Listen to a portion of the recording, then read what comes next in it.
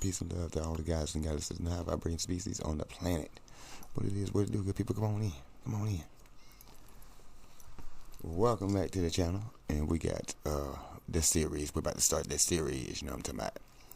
The Ouroboros. I think that's what it say. Or the Ouroboros. Yeah, anyways, we with the exploring series, and I think it's a 5-part. I'm not sure. It's a lot of parts to this joint, but we gonna ride it till the wheels fall off. You know what I'm saying? We gonna check this out. We gonna see what they got busting. We don't have a numerology. I don't know what SCP number this is. I don't know. So I guess we can just Academics, peace and love. Salute to you. Come on in, have a seat. I guess y'all just keep your notes in your bag. You know what I'm saying? We gonna jump into this one. You know what I'm saying? We gonna see if it's noteworthy. You feel me? So I hope you have what you need, because I do. And without further ado, let's get to what it is to do. That's the mute button. Oh, that's loud. It's gonna be loud. Let me turn it down. Okay.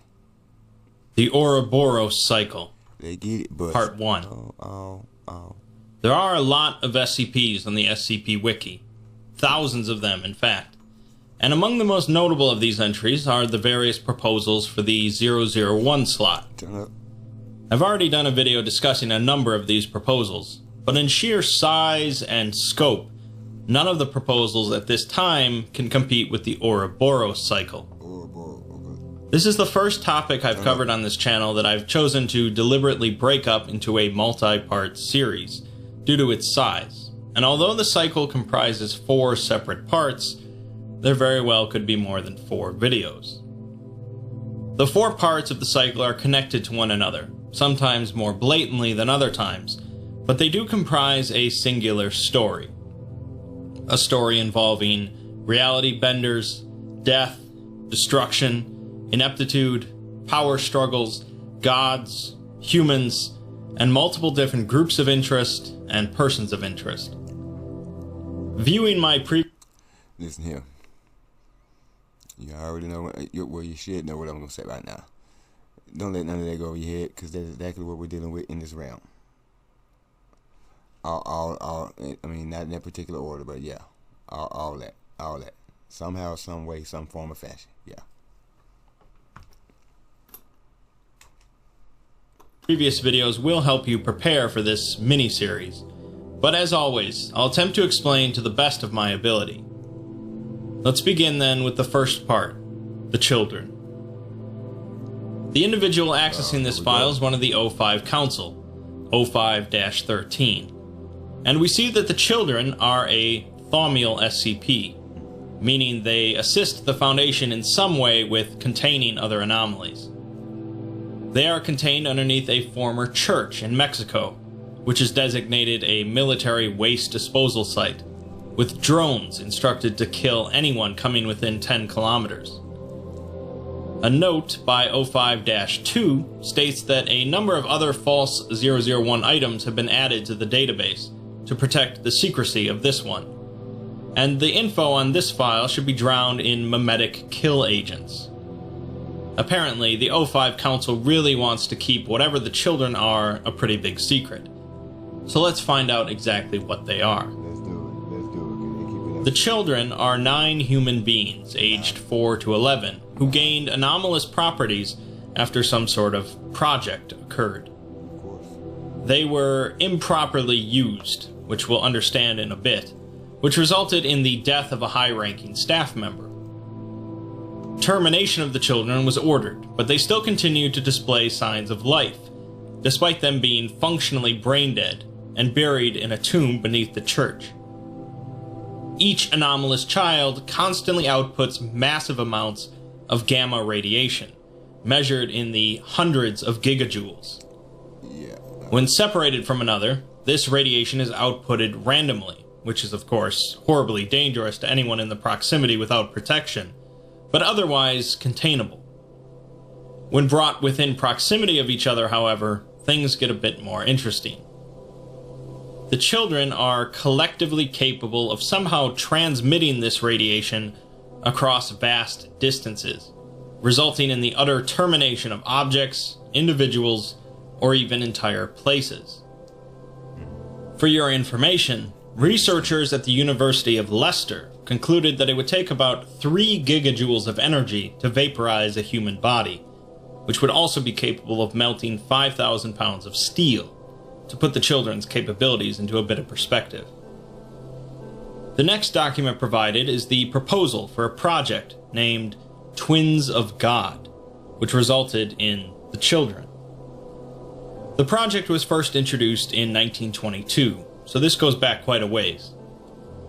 The goal of the project was pretty clear, essentially to create an anomalous weapon wieldable only by the Foundation that is capable of destroying any hostile anomalous threat at long range. Yeah, that's whatever y'all did. The leader on the project was O5-1, assisted by 2 other O5 members, further indications that this was a super high priority project.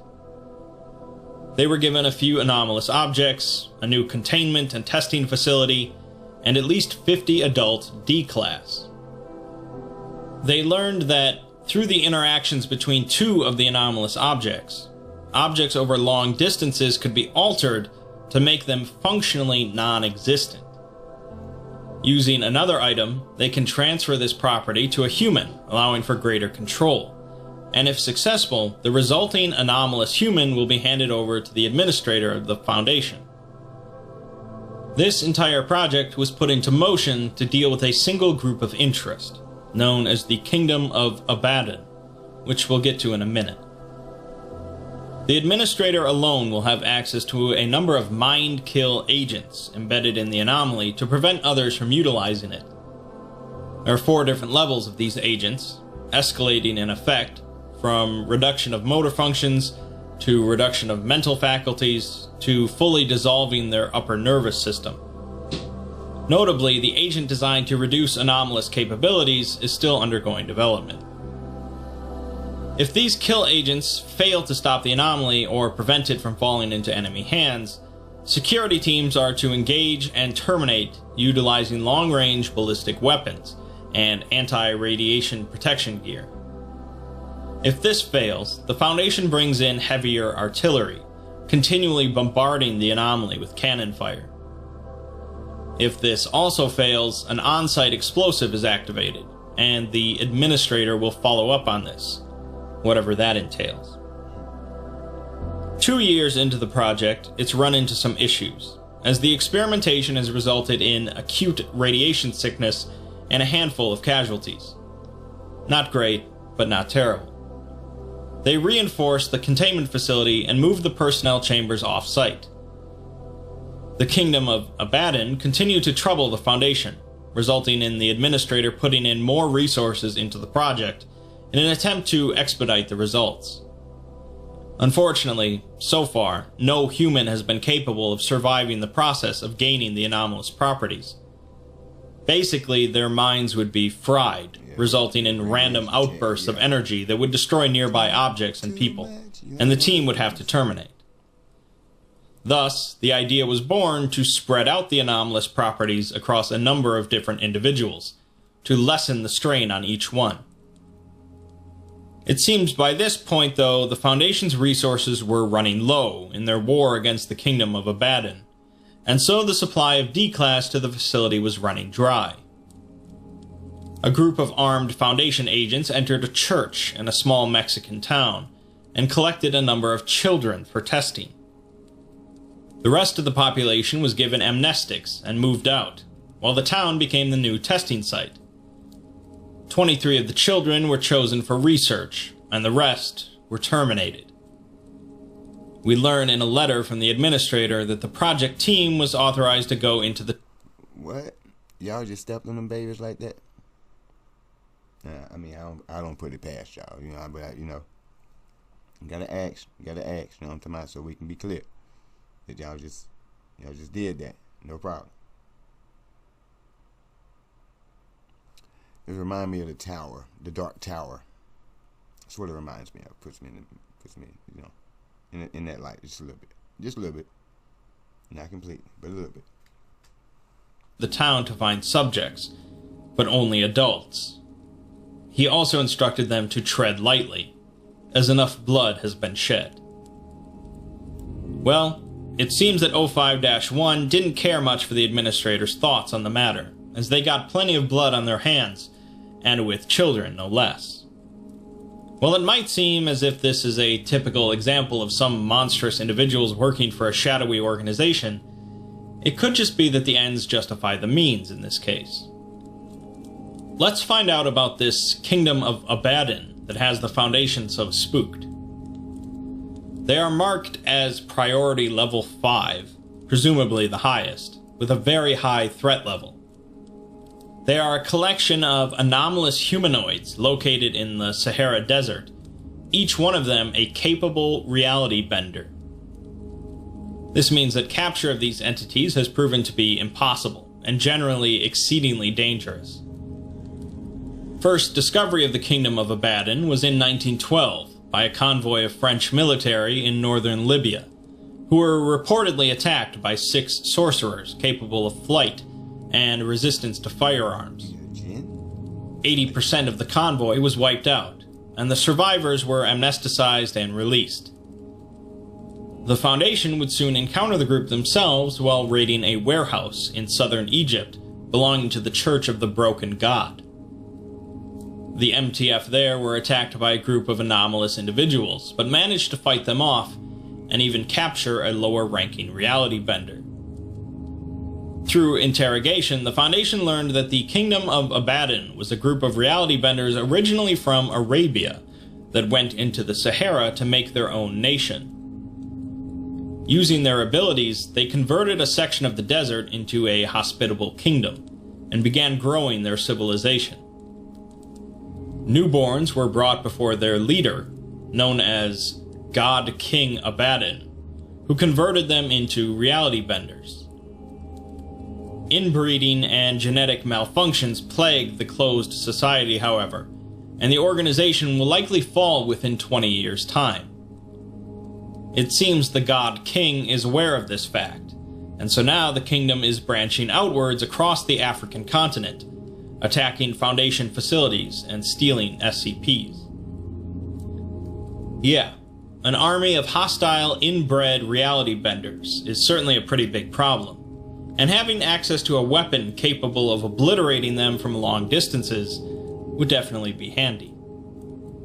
The project to create this weapon was finally completed in November of 1924, 2.5 years after its commencement, and 12 years after initial sightings of the Kingdom of Abaddon. The announcement made by O5-1 claims that they have spat in the face of God and took his throne for their own. After killing hundreds or more D-Class, they managed to successfully turn a group of children into brain-dead living weapons. O5-1 calls the administrator short-sighted for expressing regret about what they did to that Mexican town and to the children, but he says that they are gods now. Thus begins the testing of these godlike children. And we learn that what seems to be happening is that the children are drawing energy from a currently unknown extra-dimensional space, and using that energy to unbind atoms at the quantum level. We got a hint of this earlier, as one of the SCPs they used to make the children was called Harkin's Gateway. The only questions then are, what exactly is it a gateway to, and what exactly is this energy doing to people? Apparently, the Foundation does not know, and does not especially care, as the children are doing what they were made to do: eliminate threats. All the children require is a description of a person, place, or object, and they immediately get to work.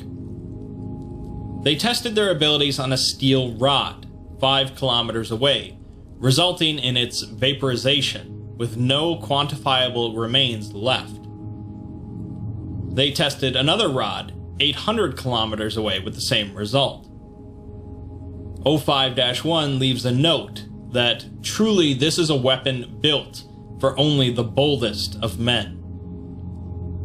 They tested a steel sphere 1,000 kilometers away with the same result, and then amped it up, pointing the children at a Church of the Broken God worship site in Turkey, 11,500 kilometers away.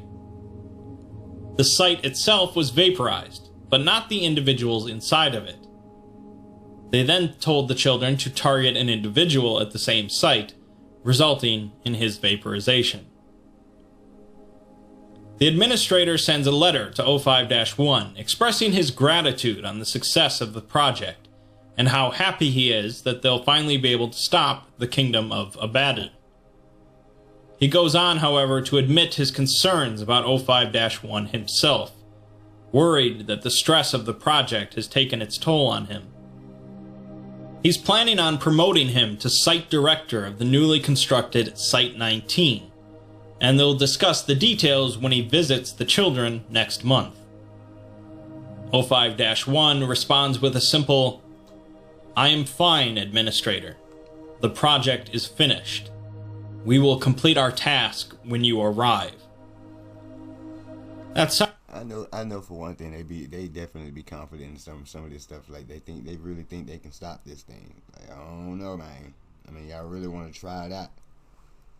sounds a little ominous. And sure enough, the next note from a month later tells us that the administrator was murdered.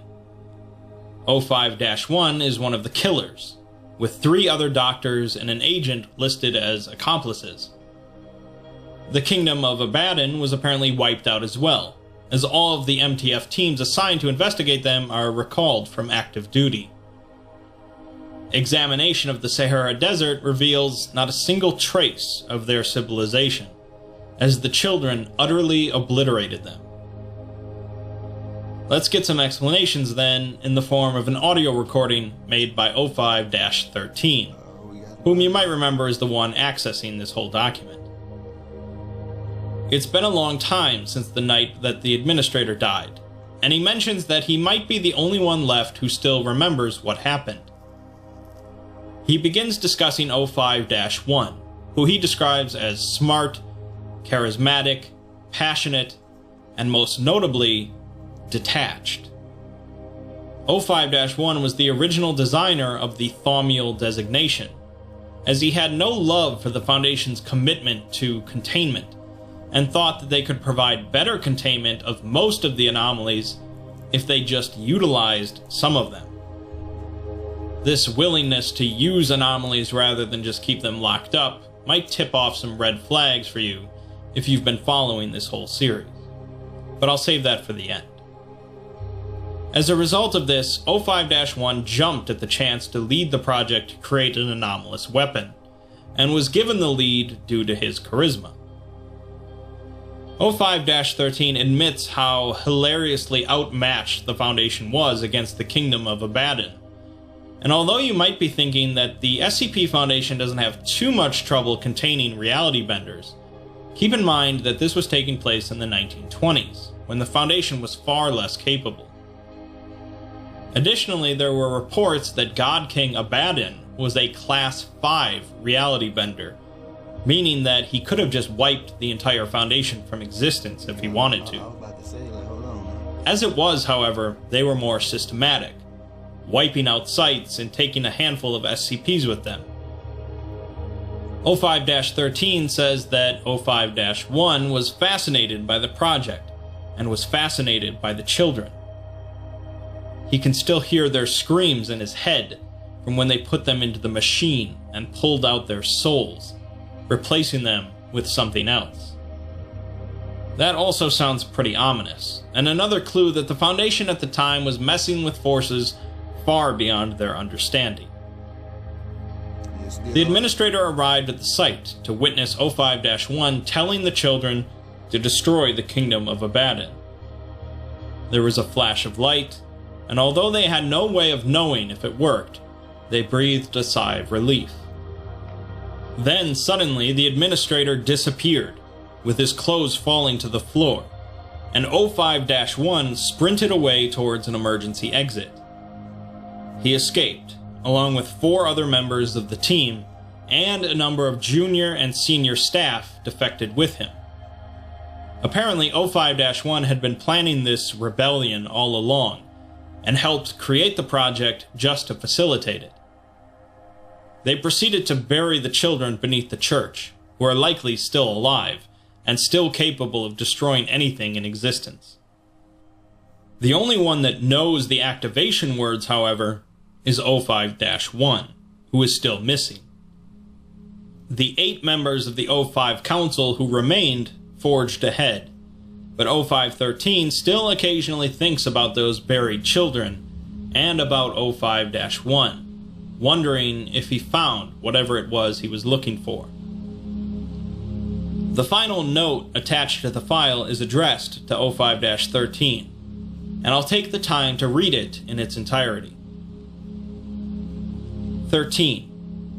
When we were young, you asked me if I thought that our dreams would ever be realized, if we would ever be able to keep the world truly safe and hang it up for good. You asked me if I thought we had the means to do so, or if the means existed at all. You asked me to what lengths must we go, what prices we must pay, what allegiances we must forge in order to achieve perfection. I did not know then. I do know now. There will come a day when the secrets that the Foundation has tried to hide away will rise up from the shifting sands in glorious appearance, when the subjugated will break free from the bonds of their captors, and when the march of progress will no longer be impeded by those who would huddle around their fires, swatting at the ever-growing shadows. On that day, the Foundation will be cast aside, and all that will remain is purpose. Do you hear the black moon howling, 13? You will. Soon. Vive l'insurrection. Vive l'insurrection translates to long live the insurrection. And if it's not clear by now, O5-1 and his compatriots formed the Chaos Insurgency. I suggest checking out my video on that group if you're unfamiliar. But we know that they are opposed to the Foundation and have no qualms about utilizing anomalies for their own purposes. The only problem is we don't know what those purposes are. O5-1 had the activation words to utilize the children, but whether or not he's dead now or if he passed those words on to anyone else is unknown. The children as a standalone SCP-001 proposal likely would not make many big waves, so we'll have to look at it as part of the Ouroboros Cycle to get the big picture. It is an interesting story, though, of humans messing with forces beyond both their control and understanding in an effort to protect humanity, which is true for the SCP Foundation as a whole as well. Not all of the questions brought up in this part will get answered throughout the Ouroboros Cycle, and that's okay. But it does show us that for many groups in the SCP universe, the ends always justify the means. Alright, okay, mates. That is the video. I ain't gonna say conclude because we got several more to do. So far, so good. I guess, yeah. Excuse me. We got the children part out of the way. I just, it'd be rough. It's rough. I heard a lot of truths being admitted that it could be taken, like, on this side, too. But I don't want to nitpick through it. You know what I mean? Y'all let me know what y'all think about this right here. What's going on? I mean, if you already know ahead of time, you know what I'm saying? Let me know, kind of fill me in, you know what I'm saying? Little extra details. You feel me? Don't you know what I'm saying? Let me know what to expect sometimes. Don't let me be surprised by, you know what I'm saying, pop-ups of crazy stuff like the flesh that hates old buddy right there, you know what I'm talking about? Cause that man well, anyways, yeah, this is Ouroboros part 1, and we shall return with another one. So y'all keep your head on the swivel. Don't forget to keep yourself spiritually, mentally, physically, and emotionally protected at all times. Do not let this world drive you crazy. Be patient with me. I shall return. And yeah, peace.